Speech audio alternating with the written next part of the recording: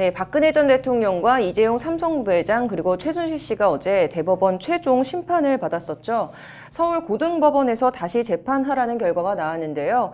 이 중 이재용 삼성 부회장이 좀 골치 아파졌습니다. 이용 변호사의 뉴스화법에서 자세히 얘기해 보도록 하겠습니다. 이 변호사님 어서 오십시오. 네, 안녕하세요. 네, 박 전 대통령과 이 최 씨와는 다르게 이재용 부회장의 파기환송이 좀 남다른 이유는 뭘까요? 아무래도 그 이재용 부회장이 지금 이 3명의 피고인 중에서 유일하게 집행유예를 받았었거든요. 그래서 이제 풀려나 있는 상태에서 재판을 받고 있었는데 과연 이게 앞으로 다시 구속될 가능성에 대해서 사람들이 많은 관심을 가졌었고요. 그 다음에 법리적으로도 좀 중요했던 것은 그 이제 삼성 측이 그 박근혜 전 대통령과 최순실에게 이제 뇌물로 그 제공한 것들 중에서 그 말 3마리가 이제 문제가 됐습니다. 그래서 박 전 대통령과 최순실 씨 재판부에서는 말 3마리의 금액이 그 뇌물의 금액에 포함될 수 있다. 이렇게 판단을 했는데 유독 이재용 부회장 항소심 재판부에서만 말 3마리의 실질적인 소유권이 여전히 삼성에게 있기 때문에 이 말 3마리는 삼성이 뇌물로 제공한 것으로 볼 수 없다. 다만 뭐 말을 그 사용한 이익 상당은 뇌물로 볼 여지도 있으나 그것은 또 불상의 이익이다라고 해서 말 3마리와 관련된 부분을 이제 뇌물죄의 액수에서 빼버렸거든요. 그래서 이재용 부회장만이 어떻게 보면 같은 사안에 대해서 뇌물을 받은 사람은 말 3마리를 받았다라는 어떤 법원의 판단이 있었는데 말을 이제 뇌물을 준 쪽 이재용 부회장은 이제 말 3마리를 준 것이 없다. 이렇게 같은 사안에 대해서 법원에서 다른 판단이 나왔기 때문에 최종적으로 이것에 대해서 대법원이 어떻게 판단을 할 것인가 이 부분에 대한 어떤 관심이 집중되었었던 것 같습니다. 네. 좀 이제 이 부회장의 상황이 좀 어려워진 것 같은데요. 일단 어제 핵심 쟁점 2가지 대해서 이제 대법원이 어떤 판단을 내렸는지 다시 한번 좀 짚어볼까요? 네, 먼저 말씀드렸던 그 이제 말 3마리 부분은 이제 삼성이 이제 최순실 측에게 이제 제공을 한 것인데요. 이것이 이제 이재용 부회장 항소심 재판에서는 뇌물로 보기 어려운 이유가 뇌물로 이제 인정을 하려면 그 말의 소유권이 이제 삼성 측에서 최순실 쪽으로 넘어갔어야 되는데 이제 그 항소심 재판에서는 이게 소유권이 안 넘어갔다라고 봤었는데 대법원에서는 이것을 좀 적극적으로 판단을 한 것 같아요. 그래서 소유권이라고 하는 거는 사용수익 처분권으로 이제 말할 수 있는데 이 3번째, 어차피 사용수익은 최순실 측에서 한 거거든요. 이제 정유라가 실질적으로 말을 사용했으니까. 근데 과연 말의 그 처분권이 누구에게 있었는가? 이 부분에 대해서 대법원의 다수 의견은 말의 실질적인 처분권은 최순실 측에 있었던 것으로 보인다. 그렇다라고 한다면 실질적으로 말의 소유권이 이건 넘어간 걸로 봐야 된다. 말의 소유권이 최순실 쪽으로 넘어갔다라는 어떤 의사의 합치가 삼성 측과 최순실 사이에 있었다. 이렇게 지금 대법원에서 봤기 때문에 말의 그 구입대금 한 35억 상당이 이제 뇌물 금액으로 포함이 되는 것이고요.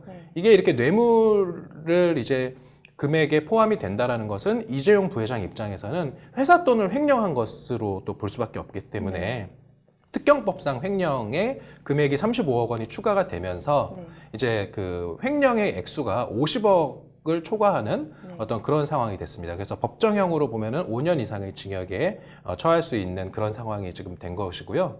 그다음에 또 2번째 쟁점은 이제 그 삼성이 그 동계 스포츠 영재센터에 그 이제 제공한 돈 이거 같은 경우는 제3자 뇌물이 되거든요. 왜냐하면 삼성이 직접 박 전 대통령이나 최순실 측에게 뇌물을 건넨 것이 아니라 제3자인 이제 동계 스포츠 영재센터에다가 이제 뇌물을 제공했다라는 건데 이렇게 제3자 뇌물죄 같은 경우는 직접 공무원에게 이제 뇌물을 건넨 경우에는 직무 관련성이 인정되면 되는데 제3자 뇌물 같은 경우는 부정한 청탁이 추가적으로 입증이 되어야 합니다.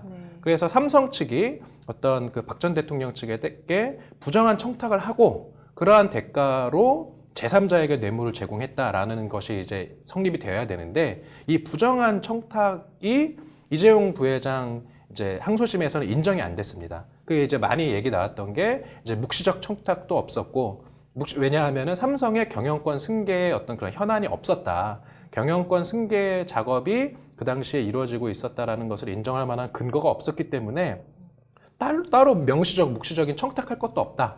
이렇게 이제 항소심, 이재용 부회장 항소심 재판부에서 보았었는데 대법원에서는 이것을 결론을 뒤집은 것입니다. 그래서 그 당시에 삼성의 경영권 승계 현안이 있었고 따라서 경영권 승계 현안을 도와달라라는 어떤 묵시적인 청탁도 있었다. 이러한 묵시적 청탁을 박근혜 전 대통령이 알고 있었다. 이렇게 사실 판단을 한 것입니다. 네.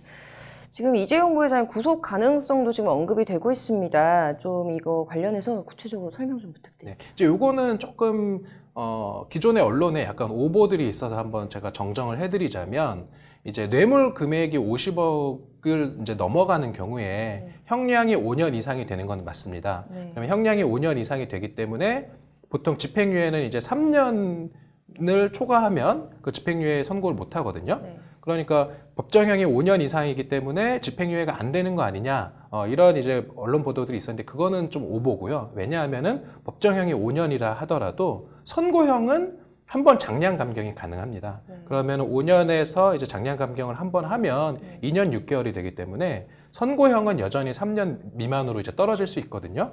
그래서 이재용 부회장에 대해서 말 구입대금 35억이 이제 뇌물 액수에 추가가 되면서 횡령 금액이 50억을 초과해서 법정형이 5년 이상이 된다 하더라도 그 장량 감경이라는 것이 있기 때문에 그 집행유예가 불가능해졌다라고 볼 수는 없는데 문제는 그 이제 횡령 액수가 추가가 되면 그 아무래도 그 형량 그 선고형의 범위도 올라갈 수밖에 없거든요. 네. 그러면은 지금 그 35억이 뇌물 이제 횡령에 인정이 안 됐을 때 선고형이 2년 6개월이었었는데 그러면은 과연 50억을 초과하는 경우에 선고형이 3년을 이제 넘어갈 가능성이 좀 높아진 것이 아니냐. 그렇다라고 본다면은 이재용 부회장이 이제 지금 법정 구속을 이제 집행유예를 받았는데 이게 집행유예가 취소될 가능성이 조금 다소 높아진 것이 아닌가 이렇게 볼 수는 있을 것 같습니다. 네.